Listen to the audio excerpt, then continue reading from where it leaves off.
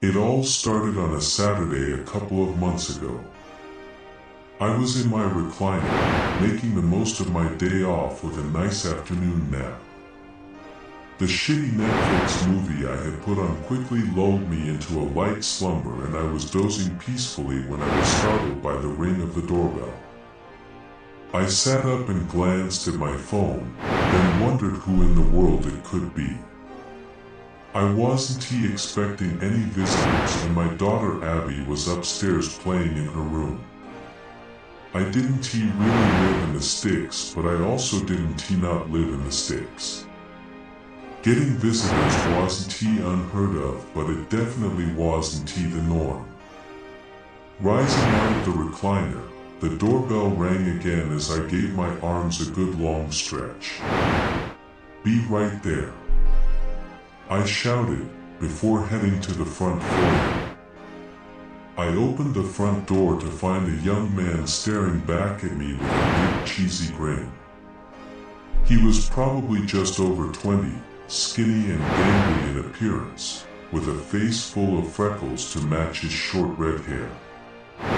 I could see his crisp white button-up was tinged with pit stains from the heat of the day as he outstretched his hand. "Hi there, sir. Hope your day is going well. My name's Joel. Nice to meet you." "Derek," I replied, returning the handshake. The kid's hand was moist and I immediately regretted the pleasantry. "What can I do for you, Joel?" I asked. "Nothing at all, sir," the young man replied cheerfully. "I just wanted to invite you to Sunday service at the Church of Latter-day Saints." Didn't he realize we had a Mormon church out here?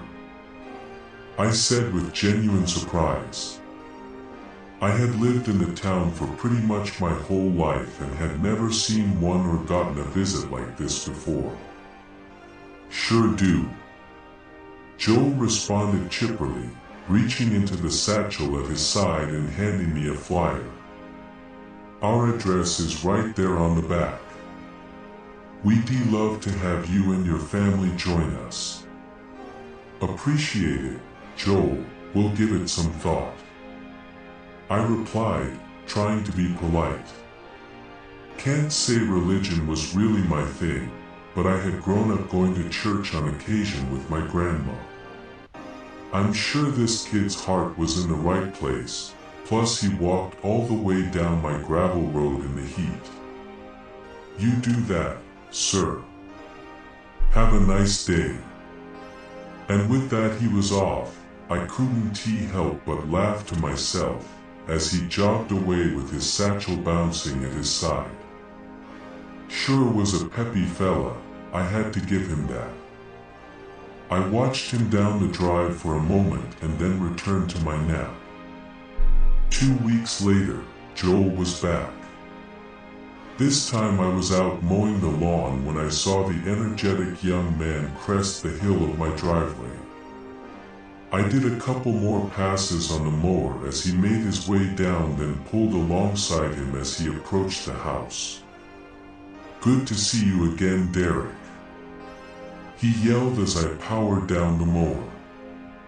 His voice was still chipper, but he looked a little flustered. "What's up?" I asked. "Everything all right?" "Well, I'm just glad to see that you're okay," he admitted. "We haven't seen you in church on Sunday yet, so I was worried something might have happened. I hope you'll be able to join us soon." "Sorry, the weekends are just a busy time, man," I replied, a bit weirded out. "Wow," Joel replied, that dumb smile back on his face. "You must be really busy to not have time for God." I gotta admit the statement kind of caught me off guard. Joel was quickly falling out of my good graces. "Yeah, I'm going to get back to mowing. Have a nice day, kid," I said dryly. Joel nodded and started to reply, but I drowned him out with the mower. I went about my yard work, but kept watch out of the corner of my eye to make sure Joel fucked off. He stood around my yard for another moment or so, then gave me a wave and started prancing back up the road. A few days went by and I forgot about Joel again. I had just taken a piping hot tray of chicken parmesan out of the oven and went to call Abby inside for dinner.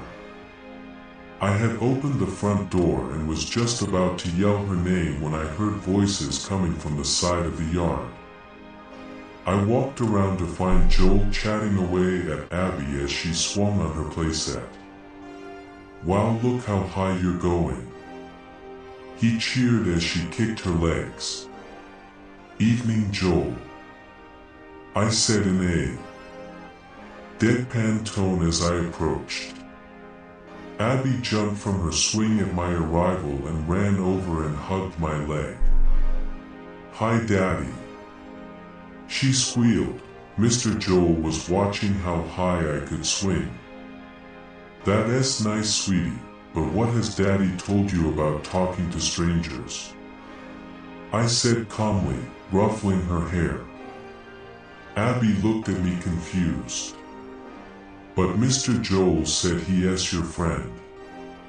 "Something like that," I replied. "Why don't you go inside, sweetie?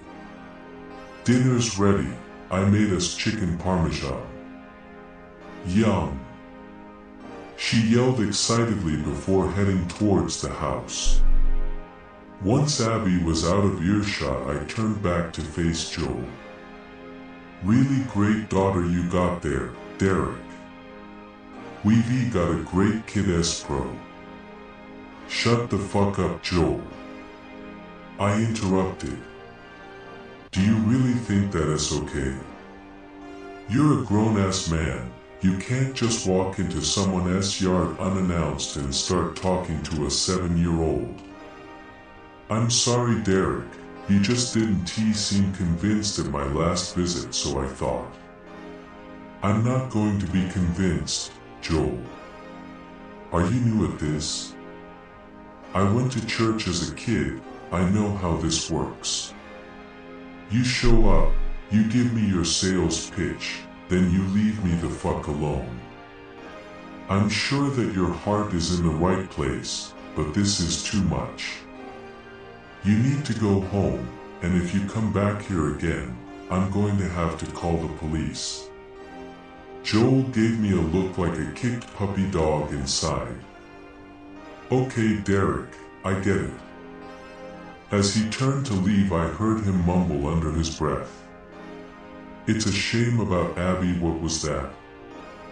I asked, putting my hand on his shoulder. Joel turned back to me, that stupid fucking grin on his face, the biggest it had ever been. I said, "It's a shame that little cunt is going to have to burn." Before he could blink, I had balled my hand into a fist and rocketed it right into the side of his pale, freckled nose. Joel's head snapped back with the blow and he teetered on his feet. I'm not a prime specimen, but I've done a lot of manual labor in my time, and I was much bigger than the scrawny young missionary. "Get the fuck off my property," I said before giving him a shove. The rocked boy tripped over himself and fell, not safely to the ground, but right into the edge of Abby's playset. A cold chill ran down my spine at the resounding crack that emanated from Joel's neck as it hit the rough edge of the 2x4 support. Shit, I thought. Shit, shit, shit. Joel lay on the ground, head resting at an angle that was anything but natural. I ran my fingers through my hair, pacing around his body. The little fucker deserved every bit of that punch, but not this. I just wanted him to leave. This was it. Life was over. I was going to go to jail for God knows how long, and if I ever got out, Abby's mom would surely never let me see her again. Unless every time Joel visited, he walked here alone. For all I knew, no one knew where he was. It was stupid, but I was desperate. I dragged the body around the back of the house out of sight and went inside to have dinner with my daughter. Later that night, when Abby was tucked away in bed, I went back out and moved the body to the basement. It was almost midnight and I still sat wide awake. My hands were shaking and my heart raced. I had barely kept myself together through dinner. Once Abby was taken care of for the night, I gave myself over to the panic that had been stewing in my gut and let it wash over me. The reality sank in and ate away at me. I had killed a man. From behind I heard a scratching sound. The slow, methodic slide of a nail running down the wood. It was coming from my basement door. Soon it was joined by a whisper. Derek. My mind had to be playing tricks on me. Derek. The guilt was driving me to insanity. Derek, Derek, Derek, Derek, Derek, Derek, Derek. I flung the door open. Joel stood at the top of the stairs, no worse for wear, no broken nose, no crooked neck. Crisp shirt tucked in tidy. He smiled his C.